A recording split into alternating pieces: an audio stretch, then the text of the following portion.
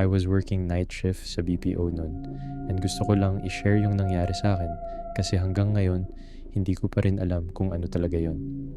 Sanay na ako sa graveyard shift kaya hindi na bago sa akin yung matulog sa sleeping quarters kapag sobrang pagod na pagkatapos ng shift. Yung sleeping quarters namin nasa loob mismo ng office. Maliit lang siya, may mga bunk bed at madalas ginagamit ng mga agent na naghihintay ng pasok o nagpapahinga pagkatapos ng trabaho.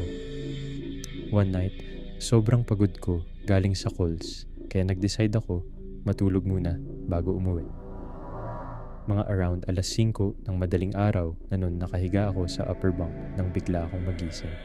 Hindi ko alam kung bakit pero parang may naramdaman akong nakatingin sa akin. Hindi ako agad gumalaw. Tapos may narinig akong mahina na tunog.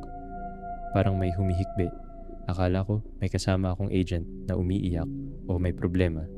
Kaya dahan-dahan akong bumaba para tingnan. Pero nung bumaba ako, lahat ng kama walang tao. Ako lang mag-isa sa sleeping quarters. Kinabahan ako kaya bumalik ako sa kama ko at nagkunwaring matutulog ulit.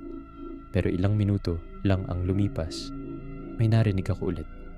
Hindi ko alam kung bakit, pero nanlamig buong katawan ko. Hindi ako lumingon, hindi ako sumagot. Hanggang sa narinig ko yung tunog ng kama sa baba ko na parang may umakyat. Yung kama ay gumalaw na parang may humiga. Hindi ako gumalaw hanggang sa tumunog yung alarm ko. Pagtingin ko sa oras, 5:45 ng umaga na. Agad akong bumaba at lumabas ng sleeping quarters. Kinuwento ko sa ka-team ko yung nangyari. May mga nakarelate at nagsabing naranasan rin daw nila ang ganun sa sleeping quarters. Hanggang ngayon, hindi ko alam kung ano talaga ang nangyari. Baka dahil lang sa pagod, baka dahil lang puyat ako,